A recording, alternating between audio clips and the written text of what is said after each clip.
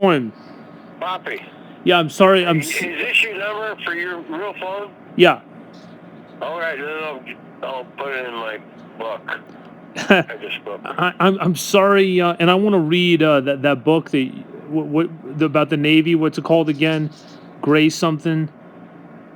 Oh no, that was a stupid book I wrote. But it's Why? dumb. Why do you think it's stupid? Because it just is. I read good writing, and it's not comparable. So anyway. Are you writing anything now?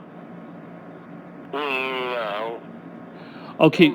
I've been jotting things down in like Spanish stuff. I'm like spiral notebook. I'm kind of disappointed Off because to I what deleted the rest of that conversation, which was a good conversation. My dad was because there was a mudslide, Glenwood Springs, Glenwood Canyon. So the main road, I-70, to where he lives, I can't get there, and neither can anyone else traveling west along I-70 through the mountains. So you've got to take back roads to get to where he lives. And we were discussing that he was recommending a dirt road, and of course my wife would love that, a dirt road to get where he. But it actually is close to where I grew up. This dirt road goes into Missouri Heights, so it's actually maybe not a bad idea. I was thinking Independence Pass, and then we got into a discussion about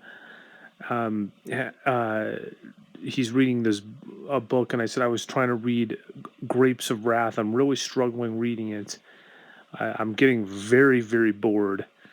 And then I mentioned the fact that he read me Of Mice and Men growing up. I was 22 when he read that to me. I got on his knee and he read me the entire thing. It was absolutely great. He says I was in junior high, but I believe I was 22. It's just not the same discussing. I'm so sorry that I deleted that conversation. And there was another thing that I deleted, another great moment. Gene and I were in Burger King, and you just can't. You can't. Once you lost it, you just can't. What is the? You know, try to do it again. Whatever the hell that word is.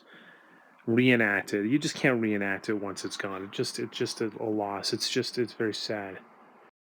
Could be closed for months in Glenwood Canyon because of mudslides. CDOT's current detour adds 2.5 hours to the drive, but we found there is a secret shortcut. It's not on Google Maps. CDOT says it's too dangerous for a detour. Locals call it a lifeline. Denver 7's Jacqueline Allen takes the drive to see. When I-70 shut down in Glenwood Canyon, traffic came to a screeching halt, except for those who know the shortcut. 3 times a day. That's the worst spot. John Harris is taking a detour you won't find on Google Maps for a reason. I'm not scared, you're scared. Parts aren't paved, they're narrow and they're steep. During this closure of Glenwood Canyon, CDOT recommends using this northern detour, which could add 2.5 hours to the trip compared to driving through the canyon.